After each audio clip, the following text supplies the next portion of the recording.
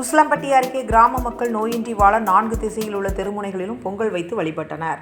மதுரை மாவட்டம் உசிலம்பட்டி அருகே கும்பனம்பட்டி கிராமத்தில் சுமார் 500க்கும் மேற்பட்ட குடும்பங்களை வசித்து வருகின்றன. இந்நிலையில் ஊர் நலன் கருதியும் கிராம மக்கள் நோயின்றி வாழவும் தாங்கள் வளர்க்கும் கால்நடைகளுக்கு எந்த ஒரு தீங்கும் ஏற்படாமல் இருக்க 4 திசையில் உள்ள 4 தெருமுனைகளிலும் வேப்பமரத்தை நட்டு வைத்து அதை தெய்வமாக வழிபட்டு பொங்கல் வைத்து வழிபாடு செய்யும் வினோத நிகழ்ச்சி நடைபெற்றது. இதன்படி கிராம மக்கள் ஒன்றிணைந்து 4 திசையில் உள்ள தெருமுனைகளில் பொங்கல் வைத்து வழிபட்டனர். இதில் ஏராளமான பெண் குழந்தைகள் பங்கேற்றனர்.